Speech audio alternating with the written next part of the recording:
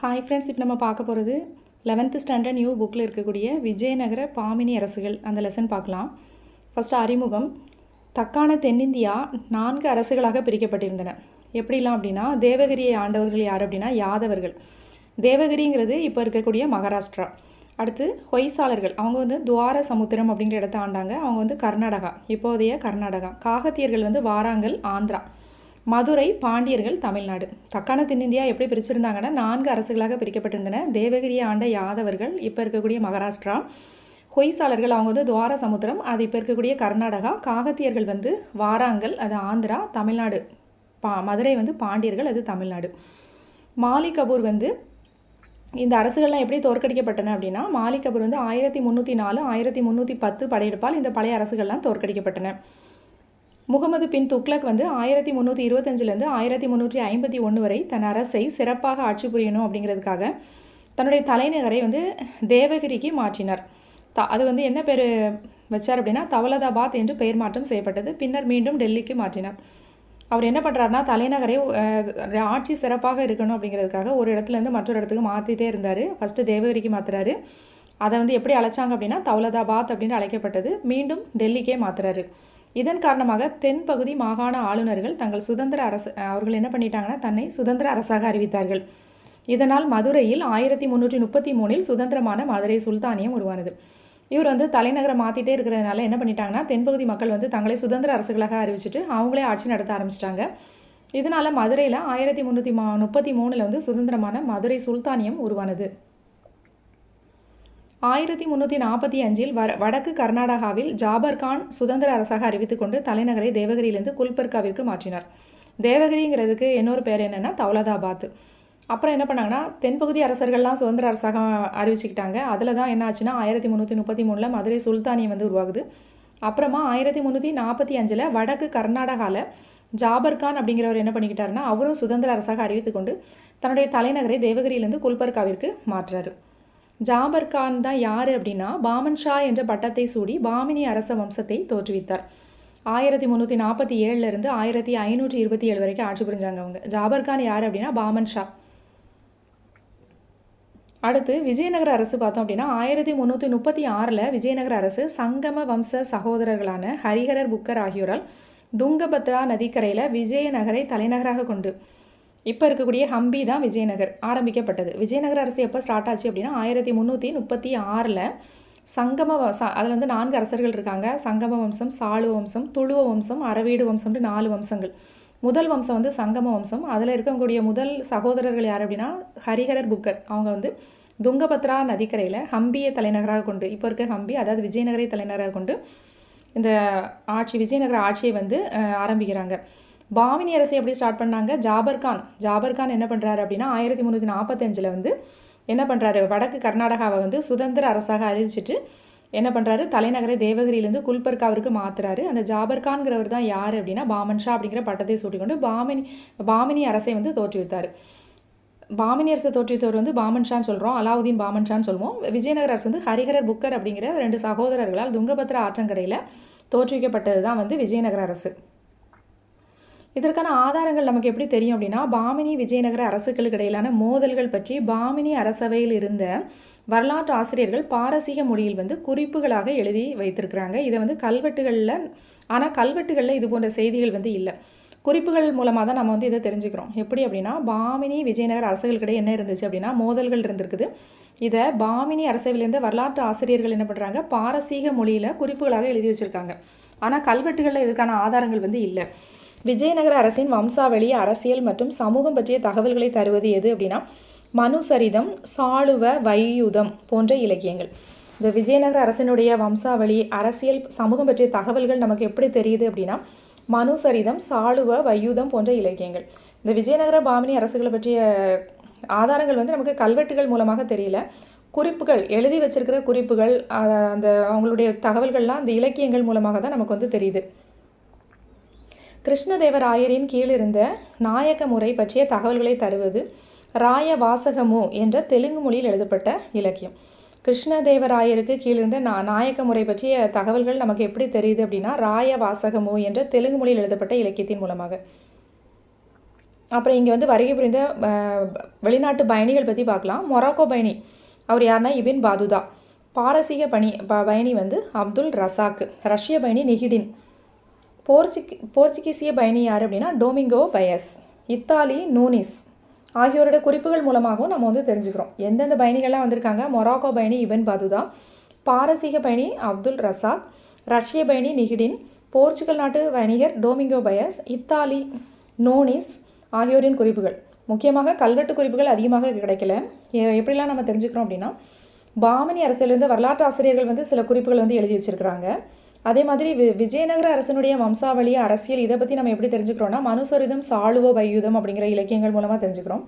அதே மாதிரி கிருஷ்ணதேவராயரின் கிழந்த நாயக்க முறை பற்றிய தகவல்கள் வந்து ராய வாசகமு அப்படிங்கிற தெலுங்கு மொழியில் எழுதப்பட்ட இலக்கியம், அது மூலமாக தெரியும். அது மூலமாக மட்டும் இல்லாமல் வெளிநாட்டவரின் பயண குறிப்புகள் மூலமாகவும் தெரிஞ்சுக்கிறோம். மொராக்கோ பயணி, பாரசீக பயணி, ரஷ்ய பயணி, போர்ச்சுகல் பயணி யார் டோமிங்கோ பயஸ், இத்தாலி நோனிஸ். அதே மாதிரி தமிழ், தெலுங்கு, கன்னட கல்வெட்டுக்கள் அதுலேயும் இருக்குது, சில குறிப்புகள் இருக்குது. சமஸ்கிருத செப்பு பட்டயங்கள், இலக்கிய சான்றுகள், நாணய சான்றுகள், கோவில், அரண்மனை, கோட்டை, மசூதிகள் இது மூலமாக தெரிஞ்சுக்கிறோம். விஜயநகர அரசுகள் பார்த்தோம்னா வராகன் அப்படிங்கிற தங்க நாணயங்களை அதிக அளவில் வெளியிட்டாங்க. வராகன் அப்படின்னா தமிழில் பொன், கன்னடத்தில் ஹொன்னு அப்படின்னு சொல்கிறாங்க. வராக நாணயத்தில் வெவ்வேறு இந்து தெய்வங்களின் உருவங்கள், காளை, யானை, கண்ட பெருண்டா அப்படின்னா என்ன அப்படின்னா கற்பனை பறவை, இரட்டை கழுகு வடிவத்தில் உள்ள இந்த உருவம் தனது அலகிலும் நகத்திலும் யானையை கொத்தி கொண்டிருப்பதாக காணப்படும். வராக நாணயத்தில் அரசனுடைய பெயர் வந்து நகரி அல்லது கன்னட எழுத்து வடிவில் பொறிக்கப்பட்டுள்ளது. விஜயநகர அரசு ஃபுல்லாகவே அவங்க வந்து என்ன மொழி அதிகமாக யூஸ் பண்ணாங்கன்னா தெலுங்கு மொழியில் தான் கிருஷ்ணதேவராயர் வந்து எழுதுகிறாரு, அவருடைய அமுக்த மாளிகை. அதே மாதிரி கன்னட எழுத்து வடிவத்தில் தான் அந்த நாணயத்தில் வந்து என்ன பொறிச்சிருந்தாங்கன்னா அரசனுடைய பெயர் வந்து நகரி அல்லது கன்னட எழுத்து வடிவத்தில் பொறிச்சிருந்தாங்க. அடுத்து பாமினி அரசு பார்க்குறோம். பாமினி பார்த்தோம் ஏற்கனவே. பாமன் ஷா தான் வந்து அதை ஸ்டார்ட் பண்ணுறாரு. அவர் வந்து 1347 1358 வரைக்கும் ஆட்சி புரிகிறாங்க பாமினி அரசு. அலாவுதீன் ஹசன் பாமன் ஷா தான் பாமினி வம்ச அரசை தோற்றுவித்தவர். கிருஷ்ணா துங்கபத்ரா நதிகளுக்கிடையே காணப்பட்ட ஒரு வளமான பகுதி வந்து ரெய்ச்சூர். இந்த ரெய்ச்சூரை கைப்பற்ற விஜயநகர பாமினி அரசுகளுக்கிடையே வந்து ரொம்ப போட்டி இருந்துச்சு. வராங்கலின் கிழக்கு மற்றும் ஒடிசா ஆட்சியாளர்களுக்கு எதிராக பாமன் ஷா தன் போராட்டத்தை தொடங்கினர். ஃபஸ்ட்டு வந்து பாமன் ஷா யாருக்கு எதிராக போராட்டத்தை ஸ்டார்ட் பண்ணுறாருன்னா வராங்கலின் கிழக்கு மற்றும் ஒடிசா ஆட்சியாளர்களுக்கு. வராங்கல் வந்து ஆந்திராவும் ஒடிசாவும் ஆட்சியாளர்களுக்கு எதிராகத்தான் ஃபஸ்ட்டு வந்து பாமன் ஷா தன் போராட்டத்தை தொடங்கினார். பாமன் ஷா டெல்லி சுல்தானியர் முறையினை பின்பற்றி தனது ஆட்சி பகுதியினை எத்தனையாக பிரிக்கிறார் அப்படின்னா 4ஆக பிரிக்கிறார். அதை வந்து என்னன்னு சொல்லுவோம் அப்படின்னா தராப்ஸ் அப்படின்னு அழைக்கப்பட்டன. பாமன் ஷா யாருடைய ஆட்சி முறையை பின்பற்றி தன்னுடைய ஆட்சி பகுதியை வந்து 4ஆக பிரிக்கிறார் அப்படின்னா டெல்லி சுல்தானியர்களின் ஆட்சி முறையினை பின்பற்றி. அதை வந்து என்னன்னு சொல்லுவாங்கன்னா தராப்ஸ். 4 மாகாணங்கள் எதெல்லாம் அப்படின்னா குல்பர்கா, தௌலதாபாத், பீடார், பெரார். 11 ஆண்டுகள் பாமன் ஷா சிறப்பாக ஆட்சி செய்தார். வாராங்கல் ரெட்டி அரசுகளான ராஜமுந்திரி, கொண்டவீடு ஆகியோரிடமிருந்து வருடந்தோறும் கப்பம் பெற பாமன் ஷா செய்த முயற்சி போருக்கிட்டு சென்றது. அதில் வெற்றியும் பெற்றார். பாமன் ஷா என்ன பண்ணுறாரு, 4ஆக தன்னுடைய மாகாணங்களை பிரிக்கிறாரு. குல்பர்கா, தௌலதாபாத், பீடார், பெரார்னு பிரிக்கிறாரு. 11 வருஷம் வந்து பாமன் ஷா சிறப்பாக ஆட்சி புரிகிறாரு. வாராங்கல் ரெட்டி அரசுகளான ராஜமுந்திரி, கொண்டவீடு ஆகியோரிடமிருந்து வருடந்தோறும் என்ன பண்ணுறாரு, கப்பம் அதாவது வரி அதை பெற்றுட்டு முயற்சி அவர் வந்து செய்த முயற்சி வந்து போருக்கிட்டு சென்றது. அதில் வந்து வெற்றியும் பெற்றார்.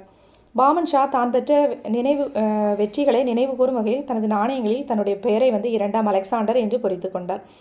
அப்போ 2ஆம் அலெக்சாண்டர் அப்படிங்கிறது யார் அப்படின்னா இவர் தான் பாமன் ஷா, பாமினி அரசை தோற்றுவித்த பாமன் ஷா. அவர் வந்து தன்னுடைய வெற்றிகளை நினைவு கூறும் வகையிலுடைய தன்னுடைய நாணயங்களில் வந்து தன்னுடைய பெயரை வந்து 2ஆம் அலெக்சாண்டர் என்று பொறித்து கொண்டார்.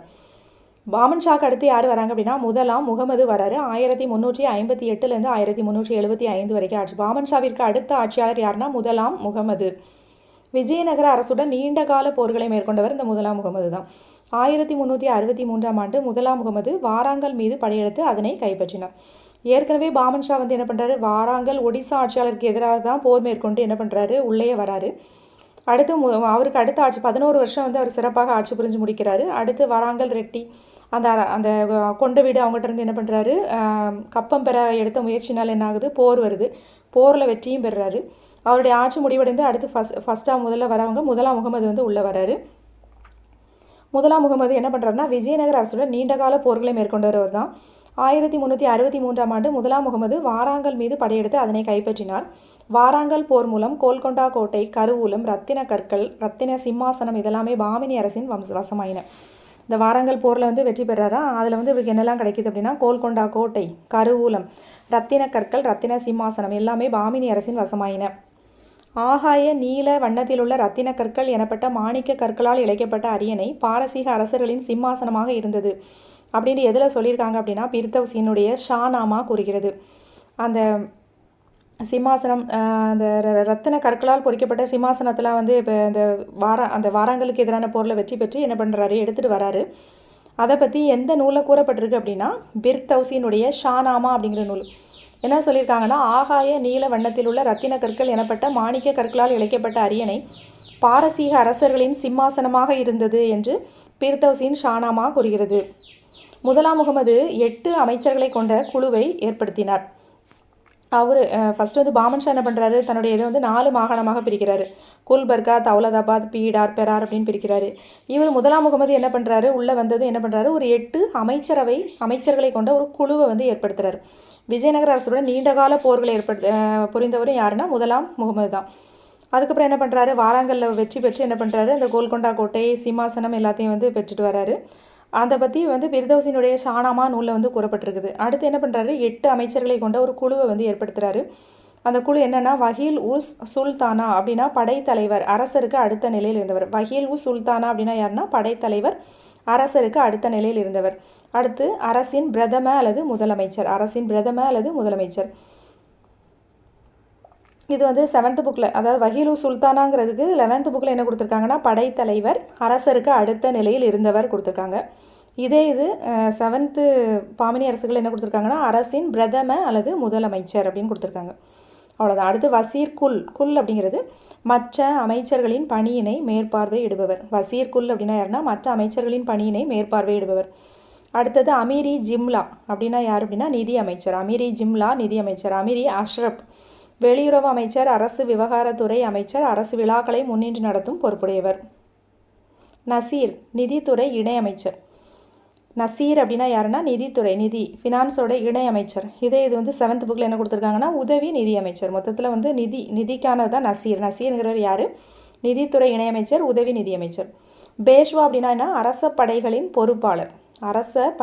பொறுப்பாளர். இதுக்கு 7th புக்கில் என்ன இருக்குன்னா நாட்டின் பிரதம மந்திரியோடு இணைந்து செயல்பட்டவர். அவர் தான் வந்து யாருன்னா பொறுப்பாளர். பேஷ்வா அப்படின்னா அரச படைகளின் பொறுப்பாளர் அல்லது நாட்டின் பிரதம மந்திரியோடு இணைந்து செயல்பட்டவர். கொத்துவால் அப்படின்னா காவல்துறை தலைவர், தலைநகரி நீதிபதி, அதாவது நகர குற்றவியல் நடுவர் மன்றம் சொல்லலாம். அதான் 7th புக்கில் கொடுத்துருக்காங்க. கொத்துவால் அப்படிங்கிறது யாருன்னா காவல்துறை தலைவர், தலைநகரின் நீதிபதி. சதானி ஜவான் தலைமை நீதிபதி. சதரி ஜவான் அப்படின்னா தலைமை நீதிபதி. சமய அறநிலையத்துறை அமைச்சர். 7th புக்கில் சமய மற்றும் அறக்கொடைகளின் அமைச்சரும் கொடுத்துருப்பாங்க. முதலாம் முகமது வழிப்பறி கொள்ளையர்களுக்கு எதிராக கடுமையான நடவடிக்கைகளை எடுத்தார். முகமது ஷா குல்பர்காவில் 2 மசூதி, அதாவது அந்த முதலாம் முகமது இருக்காருல்ல, இவர் வந்து குல்பர்காவில் 2 மசூதிகளை வந்து எழுப்புறாரு. 1367 முழுமையாக கட்டி முடிக்கப்பட்ட மசூதி, சிறந்த கட்டடம். தலைநகரம் வந்து என்ன பண்ணுறாரு அப்படின்னா 1423 குல்பர்காலேருந்து பீடாருக்கு மாற்றுறாரு. 1425 வாராங்கல் ஒடிசா ஆட்சியாளர்களால் கைப்பற்றப்பட்டது. இவர் ஒடிசாவை தான் ஃபஸ்ட்டு கைப்பற்றுறாரு. அப்புறம் வாராங்கல் என்ன ஆச்சுன்னா வாராங்கல்ல கைப்பற்றுறாருல, அந்த வாராங்கல் மறுபடியும் யார் கைப்பற்றுறாங்க அப்படின்னா ஒடிசா ஆட்சியாளர்களால் கைப்பற்றப்பட்டது 1425. வாராங்கல் இப்போ யார்கிட்ட இருக்குன்னா முதலாம் முகமது தான் வந்து என்ன பண்ணுறாரு, வாராங்கலை கைப்பற்றி தான் அந்த கோல்கொண்டா கோட்டை, அந்த சிம்மாசனம், ரத்தன கற்களை எல்லாம் வந்து நம்ம பெற்றுட்டு வராரு. அது பிர்தௌசின ஷானாமா நூலில் வந்து நம்ம இருக்குன்னு பார்க்குறோம். அப்புறமா இந்த வாராங்கல் என்ன ஆகுது அப்படின்னா ஒடிசா ஆட்சியாளர்களால் 1425 வந்து கைப்பற்றப்பட்டது. அதன் பிறகு ஆட்சிக்கு யார் வராங்க அப்படின்னா 3ஆம் முகமது வராரு. 3ஆம் முகமதுவின் சிறந்த அமைச்சர் தான் யார் அப்படின்னா முகமது கவான் அப்படின்னு சொல்லுவோம். முகமது கவான் வந்து ஒரு அரசியல் விவேகி. முகமது கவான் யார் அப்படின்னா 3ஆம் முகமதுவினுடைய அமைச்சர். 3ஆம் முகமதுவின் அமைச்சர் தான் யாருன்னா முகமது கவான். இவர் வந்து பாரசீகத்தில் பிறந்தவர், ஒரு இஸ்லாமிய சமய வல்லுனர், பாரசீக மற்றும் கணிதத்தில் புலமை பெற்றவர், சிறந்த கவிஞர், எழுத்தாளர். பீடாரில் மதராசாவை நிறுவி பெரிய நூலகத்தையும் அமைத்தவர் முகமது கவான். இவர் என்ன பண்ணார்னா பீடாரில் ஒரு பெரிய மதராசாவை நிறுவி என்ன பண்ணுறாரு, அங்கே ஒரு பெரிய நூலகத்தையும் அமைக்கிறார் முகமது கவான். கவான் நிறுவிய நூலகத்தில் 3000க்கும் மேற்பட்ட கையெழுத்து நூல்கள் இருந்தன. 3ஆம் முகமதுவின் தலை சிறந்த பிரதம மந்திரி அதுதான் கவான். இந்த 3ஆம் முகமது இருக்கார்ல அமைச்சர், அரசர், அந்த அரசருடைய சிறந்த பிரதம மந்திரி தான் முகமது கவான். கொங்கணம், ஒடிசா, விஜயநகர மன்னர்களுக்கு எதிராக வெற்றிகரமாக போரை நடத்தியவர் கவான். கொங்கணம் மறுபடியும் வந்து என்ன பண்ணுறாங்க, ஒடிசா வந்து வாராங்கல் என்ன பண்ணிடுறாங்க, 1425 ஒடிசா ஆட்சியாளர்கள் கைப்பற்றுறாங்க. ஆனால் மறுபடியும் கவான் வந்து என்ன பண்ணுறாரு அப்படின்னா, கொங்கணம், ஒடிசா, விஜயநகர மன்னர்களுக்கு எதிராக வெற்றிகரமாக போரை நடத்துகிறார். கவான் வந்து பாரசீக வேதியியல் வல்லுநர்கள் வழிகாட்டுதலின்படி வெடிமருந்தை பயன்படுத்தினார். கவான் பாமினி அரசை நிர்வகிக்க வசதியாக நாட்டை 8 மாகாணங்களாக பிரிக்கிறார். ஃபஸ்ட்டு வரவர் பாமன் ஷா என்ன பண்ணுறாரு, 4 மாகாணங்களாக பிரிக்கிறார். குல்பர்கா, தௌலதாபாத், பீடார்னு பிரிக்கிறார். அடுத்து வர முதலாம் முகமது என்ன பண்ணுறாரு, 8 அமைச்சரவை குழுவை வந்து ஏற்படுத்துகிறார். அடுத்து மூன்றாம் முகமதுனுடைய சிறந்த அமைச்சர் யார் அப்படின்னா கவானு. இவர் என்ன பண்ணுறாருன்னா, பாமினி அரசை நிர்வகிக்க வசதியாக இருக்கிறதுக்காக 8 மாகாணங்களாக பிரிக்கிறார். கவான் வந்து என்ன பண்ணுறாரு, ஆளுநருடைய இராணுவ அதிகாரத்தை குறைக்கிறார். ஒரு ஆளுநருக்கு ஒரு கோட்டை தான். அரசு அதிகாரிகளுக்கு ஊதியத்துக்கு பதில் நிலங்கள் கொடுக்குறாரு. 2 பிரிவுகள், தக்கான முஸ்லீம்கள், வெளிநாட்டிலிருந்து வந்த முஸ்லீம்கள் 2 பிரிவுகளை இப்போ இருக்கிறாங்க. இவர்களுக்கிடையான மோதல்கள் மற்றும் போட்டினால் வந்து கவான் பலியார். மூன்றாம் முகமது கிட்ட என்ன பண்ணுறாங்க, அவரை பற்றிய தவறான செய்திகளை சொல்கிறாங்க. இதனால் என்ன பண்ணுறாரு, மூன்றாம் முகமது அவரை வந்து கொன்றிருந்தார். மூன்றாம் முகமது இறந்த பின் பாமினி அரசு வீழ்ச்சியடைய தொடங்கியது. கவானை வந்து தவறான செய்தியை, தக்கான முஸ்லீம்கள், வெளிநாட்டிலேருந்து வந்த முஸ்லீம்கள் வந்து அவர் மூன்றாம் முகமதுகிட்ட வந்து அந்த முகமது கவானை பற்றி தவறான செய்தி வந்து சொல்லி கொடுக்குறாங்க. இதனால் வந்து மூன்றாம் முகமது என்ன பண்ணுறாரு, கவானை வந்து கொலை செய்துடுறாரு. அதுக்கப்புறம் என்ன ஆகுது, அந்த அரசு வந்து வீழ்ச்சியடைய தொடங்கிறது. மூன்றாம் முகமது இறந்த பின் என்ன ஆகுது, பாமினி அரசு வீழ்ச்சியடைய தொடங்கியது. மூன்றாம் முகமதும் இறந்து போயிடுறாரு. அதன் பின் 5 மன்னர்கள் வந்து ஆட்சி புரிகிறாங்க.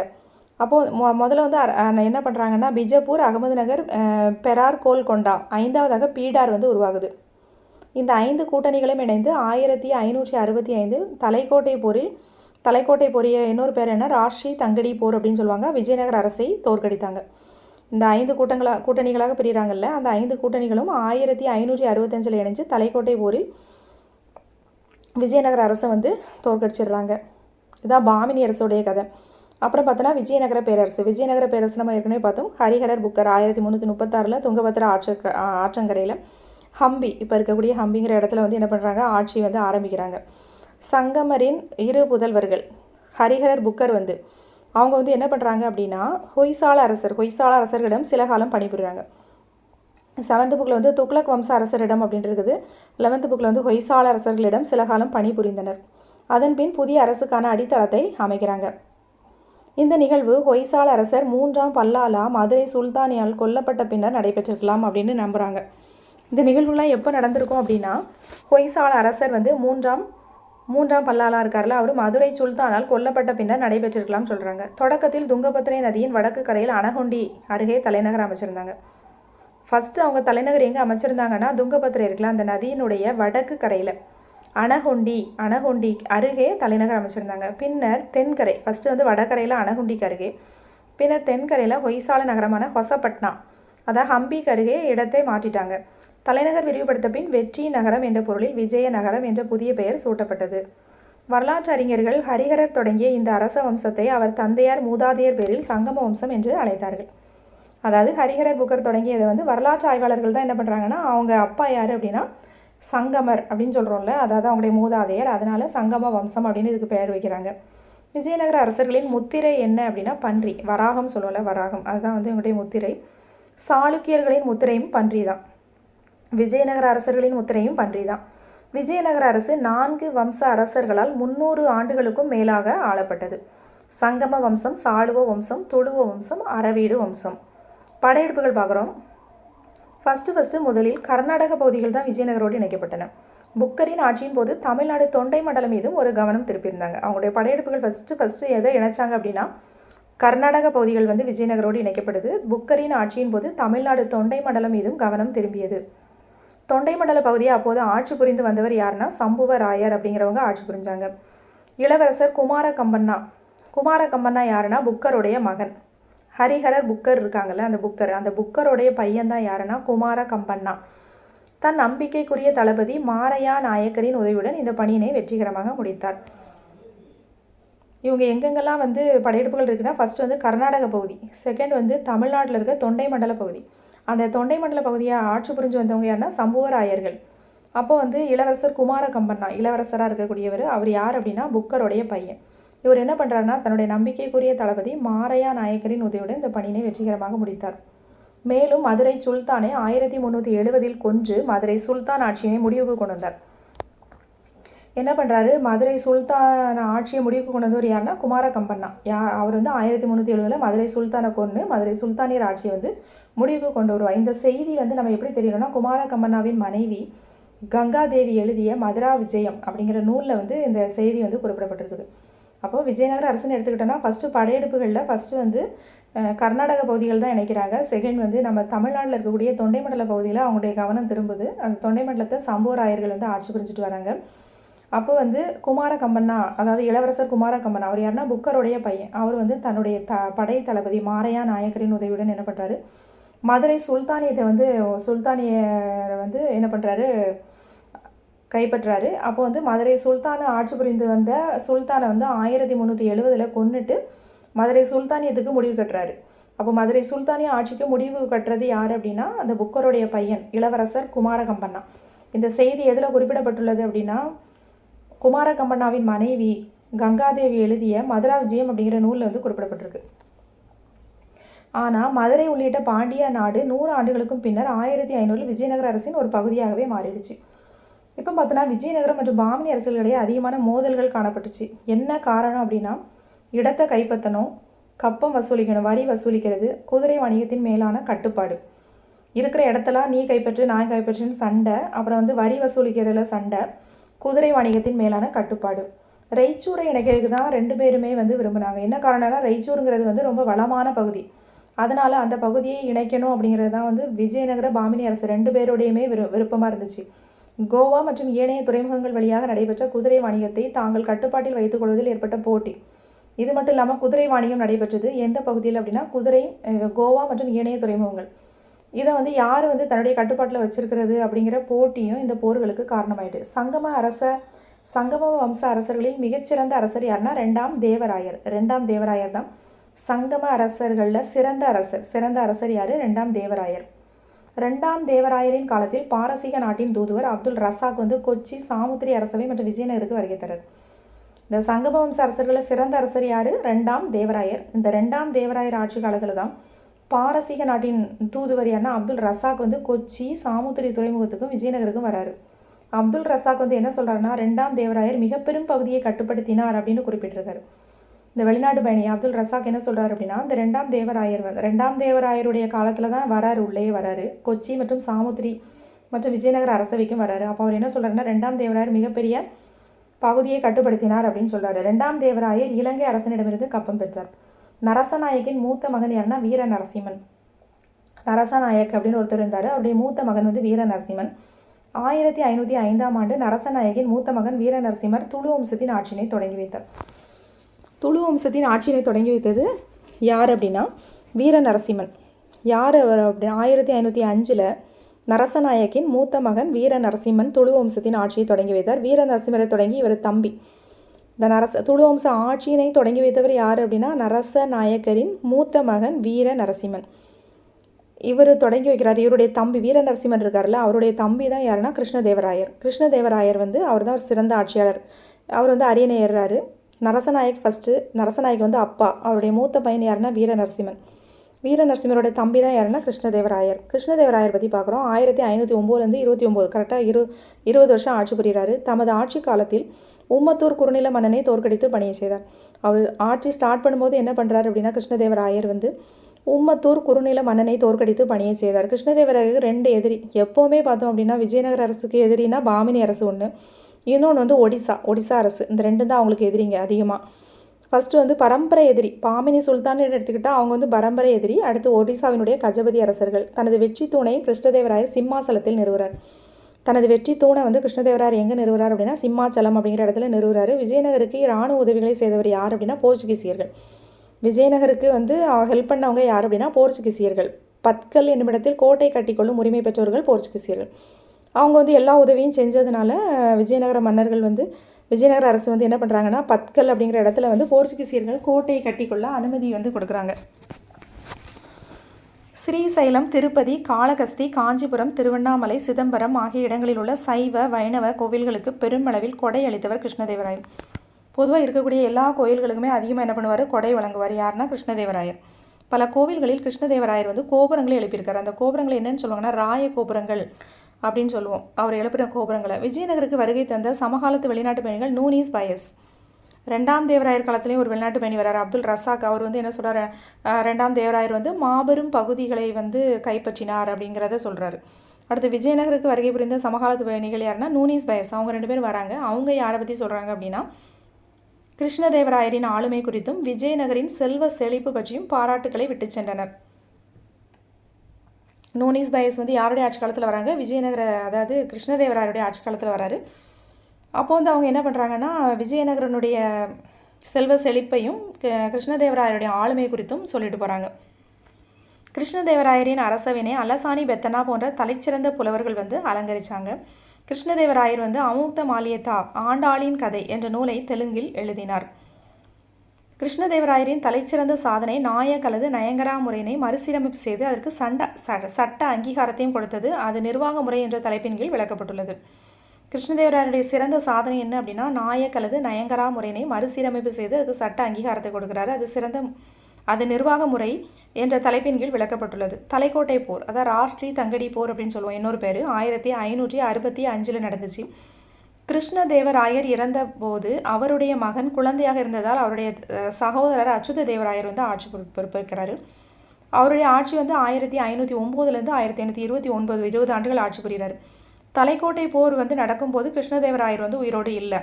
கிருஷ்ணதேவராயர் இறந்துடுறாரு. அவருடைய பையன் வந்து ரொம்ப சின்ன குழந்தையாக இருந்ததுனால கிருஷ்ணதேவராயருடைய சகோதரர் வந்து அச்சுத தேவராயர் வந்து ஆட்சி பொறுப்பேற்கிறார். ஆனால் கிருஷ்ணதேவராயரின் மருமகனான ராமராஜா கிருஷ்ணதேவராயரின் மகனுக்கு பட்டம் சூட்டிவிட்டு அரசியல் மேலாதிக்கம் செலுத்த விரும்பினார்.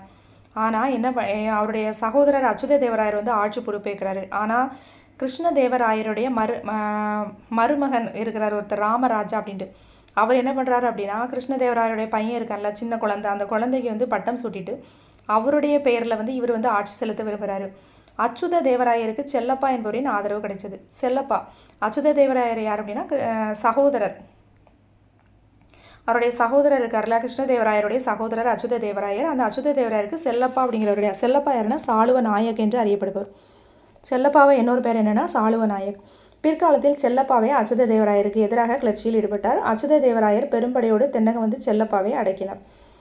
செல்லப்பாங்கிறவர் வந்து அச்சுத தேவராயருக்கு, அதாவது கிருஷ்ணதேவராயரின் சகோதரர் இருக்கார்ல, அவருக்கு வந்து ஹெல்ப் பண்ணிட்டு இருக்காரு.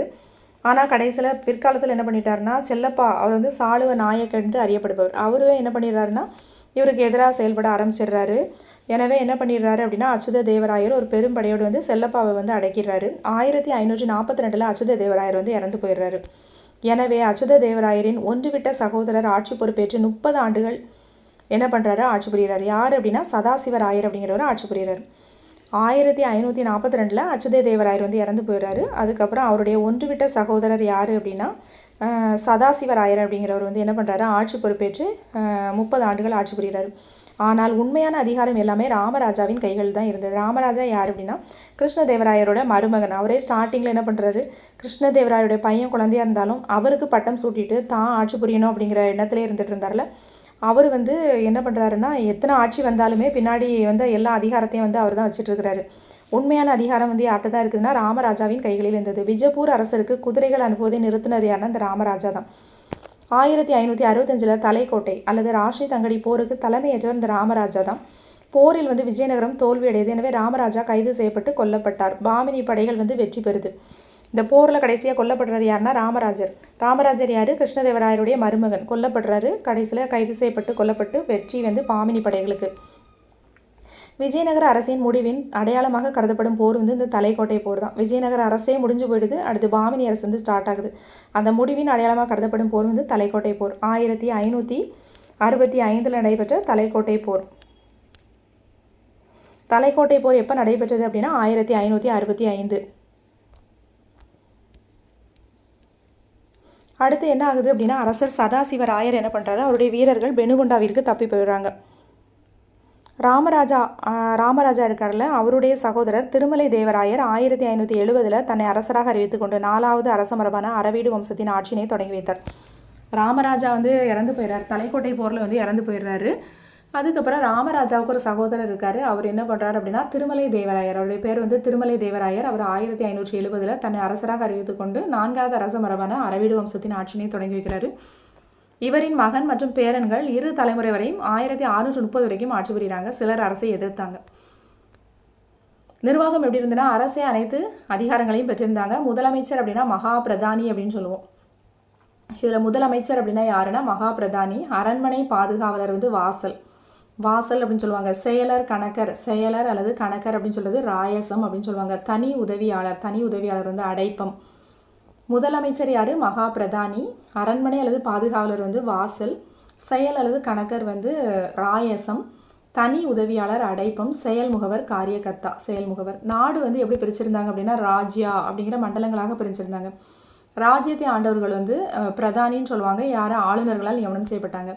முக்கிய ராஜ்யாக்கள் பார்த்தோன்னா ஹொய்சால ராஜ்யா, அரகா, பருகூர், மங்குள்ளூர், முழுவாயெல்லாம் இருந்துச்சு. 1400 தமிழக பகுதிகளில் 5 ராஜ்யாக்கள் இருந்தது. சந்திரகிரி, படைவீடு, வலுத்தலம்பட்டு, திருச்சி, திருவாரூர். எத்தனை பகுதிகள் ராஜ்யாக்கள் இருந்துச்சுன்னா 5 ராஜ்யாக்கள். சந்திரகிரி, படைவீடு, வலுத்தலம்பட்டு, திருச்சி, திருவாரூர். பிரதானி அப்படிங்கிறது யாருன்னா அரசவை உறுப்பினர் அல்லது இராணுவ அதிகாரி. இவர் அரச குடும்பத்திற்கு உறவினர் கிடையாது. பிரதானி அப்படிங்கிறது யாருன்னா அரசவை உறுப்பினர் அல்லது இராணுவ அதிகாரி. ஆனால் அரச குடும்பத்திற்கான உறவினர்ல. நாடு ராஜ்யாவாக பிரிக்கப்படுது. ராஜ்யா வந்து சீமை, ஸ்தலம், கம்பனா அப்படின்னு பிரிக்கிறாங்க. நாடுகளை வந்து ராஜ்யாவாக பிரிக்கிறோம். ராஜ்யாக்களை ஆட்சி புரிஞ்சவங்க பிரதானிங்கிறவங்க. பிரதானி வந்து ஆளுநர்களால் நியமனம் செய்யப்படுறாங்க. இந்த ராஜ்யாக்கள் வந்து சீமை, ஸ்தலம், கம்பனாவாக பிரிக்கப்படுது. மிகச்சிறிய நிர்வாக அலகு வந்து கிராமம். கிருஷ்ணதேவராயர் நாயக் முறை அறிமுகமான போது ராஜ்யாக்கள் தங்களது நிர்வாக வருவாய் முக்கியத்துவத்தை இழந்தன. கிருஷ்ணதேவராயருடைய நாயக் முறை அறிமுகமானதும் இந்த ராஜ்யாக்கள் வந்து தங்களுடைய வருவாய் முக்கியத்துவத்தை வந்து இழந்துருச்சு. நாயக்க முறை அப்படின்னா என்னென்னா நாயக்க என்ற சொல் தெலுங்கு கன்னட பகுதியில் 13ஆம் நூற்றாண்டில் இருந்தே இராணுவ தலைவர் அல்லது இராணுவ வீரர் என்ற பொருளில் பயன்படுத்தப்பட்டு வந்தது. நாயக்க அப்படிங்கிற சொல் வந்து தெலுங்கு மற்றும் கன்னட பகுதிகளில் 13ஆம் நூற்றாண்டிலிருந்தே இராணுவ தலைவர் அல்லது இராணுவ வீரர் என்ற பொருளில் பயன்படுத்தப்பட்டு வந்தது. 13ஆம் நூற்றாண்டில் காகத்திய அரசில் ஒரு நாயக்கின் இராணுவ சேவைக்கு பதிலாக ஒரு குறிப்பிட்ட வருவாயை வழங்கும் முறை இருந்தது. இது டெல்லி சுல்தானி இக்தா முறை போன்றது. டெல்லி சுல்தானத்தில் இக்தா முறைன்னு சொல்லுவாங்கள்ல, அதே மாதிரி தான் 13ஆம் நூற்றாண்டில் காகத்திய அரசில் ஒரு நாயக்கின் இராணுவ சேவைக்கு பதிலாக என்ன பண்ணுவாங்கன்னா ஒரு குறிப்பிட்ட பகுதியின் வருவாயினை வழங்கும் முறை. ஒரு குறிப்பிட்ட பகுதியில் என்ன வருவாய் கிடைக்குதோ அது வந்து அந்த இராணுவ சேவைக்கு பதிலாக என்ன பண்ணாங்க கொடுத்தாங்க. இது வந்து காகத்திய அரசில் இருந்துச்சு. இந்த முறை வந்து டெல்லி சுல்தானியத்திலிருந்து இக்தா முறை போன்றது. விஜயநகர அரசின் இராணுவ சேவைக்கு பதில் வருவாய் ஈட்டி தரும் நிலப்பகுதிகளை வழங்கும் முறை 1500 அல்லது அதற்கும் சற்று முன்னதாகவே தொடங்கிற்று. கல்வெட்டுகள் இந்த முறையை தமிழில் நாயக் கட்டணம், கன்னடத்தில் நாயக் தானம், தெலுங்கில் நாயக் அரமு என்று குறிப்பிடுகின்றன. கல்வெட்டுகள் இந்த முறையினை என்ன சொல்கிறாங்கன்னா தமிழில் நாயக் கட்டணம், கன்னடமில் வந்து நாயக் தானம், தெலுங்கில் வந்து நாயக்கரமு, தெலுங்கில் வந்து நாயக்கரமுன்னு சொல்கிறாங்க. இந்த முறை நிறுவன வடிவம் பெற்றது கிருஷ்ணதேவராயர் மற்றும் அச்சுத தேவராயர் ஆட்சியில். இந்த முறையினை உறுதி செய்தது கல்வெட்டு சான்றுகள், நோனீஸ் மற்றும் பயஸின் பயண குறிப்புகள். விஜயநகர அரசு 200க்கும் மேற்பட்ட நாயக்குகளாக பிரிக்கப்பட்டதாகவும் அந்த நாயக்குகள் குறிப்பிட்ட எண்ணிக்கையில் குதிரை, காலாட்படை வீரர்களை பராமரித்து தேவைப்படும் நேரத்தில் அரசருக்கு இராணுவ சேவை செய்ய வற்புறுத்தப்பட்டார்கள் என்றும் நோனீஸ் வந்து குறிப்பில் குறிப்பிடுறார். விஜயநகர அரசு 200க்கும் மேற்பட்ட நாயக்களாக பிரிக்கப்பட்டதாகவும் அந்த நாயக்குகள் வந்து குறிப்பிட்ட எண்ணிக்கையில் குதிரை மற்றும் காலாட்படை வீரர்களை பராமரித்து தேவைப்படும் நேரத்தில் வந்து அரசருக்கு இராணுவ சேவை செய்ய வற்புறுத்தப்பட்டதாகவும் நூனிஸ் வந்து தன்னுடைய பயண குறிப்பில் குறிப்பிடுறாரு.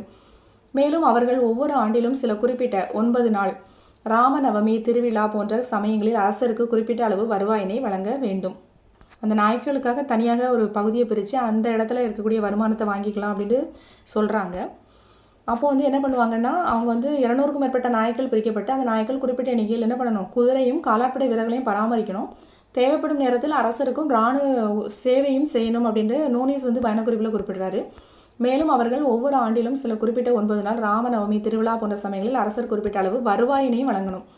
நோனீஸின் கூற்றை ராய வாசகமும் என்ற தெலுங்கு நூலும் உறுதிப்படுத்துகிறது. நோனீஸ் சொல்கிறத ராய வாசகமும் அந்த நூலையும் வந்து குறிப்பிடப்பட்டிருக்குது. ராய வாசகமும் இந்த முறை கிருஷ்ணதேவராயர் காலத்தில் நடைமுறையில் இருந்ததாக கூறுகிறது. பிற்காலத்தில் பாளையக்காரர்களின் வம்சாவளிகள் பழைய நாயக்க குடும்பங்களை சேர்ந்தவர்கள். பிற்காலத்தில் பாளையக்காரர்கள் வந்தாங்கல்ல, அவங்க யார் அப்படின்னா இந்த நாயக்க குடும்பங்களை சார்ந்தவர்கள் தான் சொல்கிறாங்க. நாயக்க முறை கிருஷ்ணதேவராயர் காலத்தில் நிறைவு பெற்றது. வனங்களில் வாழும் குல நாயக்கர்கள் யாருன்னா யாதவர், பில்லமை. வனங்களில் வாழக்கூடிய குல நாயக்கர்கள் யாருன்னா யாதவர்கள் மற்றும் பில்லமை. விவசாய குடும்பம் யாருன்னா ரெட்டி. வணிகர்கள் வந்து பலிஜா. விவசாயம் வந்து ரெட்டி, வணிகம் வந்து பலிஜா. கிருஷ்ணதேவராயரிடம் பணிபுரிந்த செல்லப்பா அப்படின்னு சொன்னால அவர் வந்து யாருன்னா ஒரு பிராமண நாயக்கர்.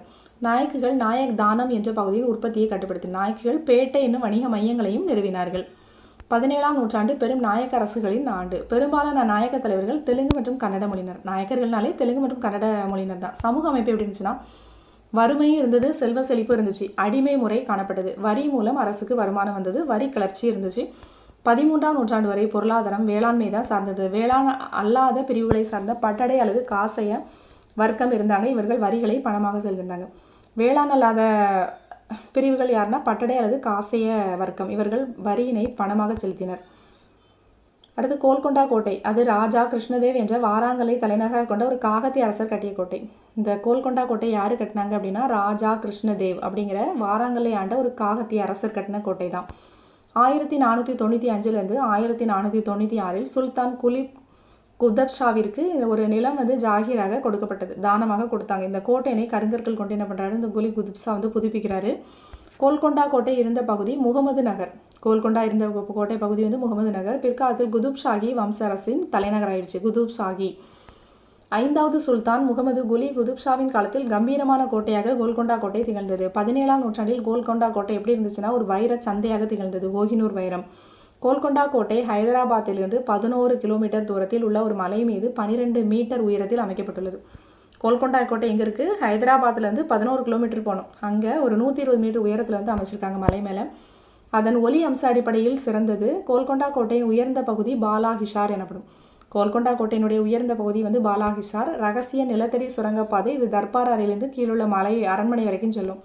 கோட்டையில் வந்து குதுப் ஷாஹியினுடைய கல்லறை காணப்பட்டுச்சு. கோல்கொண்டா கோட்டை நுழைவாயில் பகுதி பதேதர் வாசா அல்லது வெற்றி நுழைவாயில். அந்த கோல்கொண்டா கோட்டையினுக்கு நுழைவாயில் இருக்குதா, அதுதான் வந்து நம்ம என்னென்னு சொல்கிறோம்னா பதேதர் வாசா அல்லது வெற்றி நுழைவாயில் அப்படின்னு சொல்கிறோம். அவுரங்கசீப் 8 மாதங்கள் முற்றுகையிட்டு 1687 ஆப்கானிய வாசல் காப்பாளரின் துரோகம் காரணமாக கோல்கொண்டா கோட்டையினை அதன் ஆட்சியாளரிடமிருந்து கைப்பற்றார். இந்த கோல்கொண்டா கோட்டையை வந்து 1687 வந்து அவுரங்கசீப் கைப்பற்றாரு.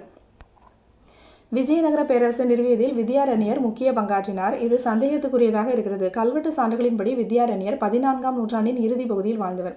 அதாவது விஜயநகர பேரரசு உருவான போது 60 ஆண்டுகளுக்கு பின் வாழ்ந்தவர் அப்படிங்கிற மாதிரி ஒரு சந்தேகம் இருக்குன்னு சொல்கிறாங்க. விஜயநகர பேரரசு நிறுவுவதில் வித்யாரண்யருங்கிறவர் ரொம்ப முக்கியமான பங்காற்றார். ஆனால் இது ஒரு சந்தேகத்துக்குரியதாக இருக்குது.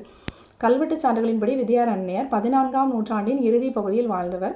அதாவது விஜயநகர பேரரசு உருவான போது 60 ஆண்டுகளுக்கு பின் வாழ்ந்தவர் அப்படிங்கிற ஒரு கூற்றும் இருக்குது. Okay, thank you friends.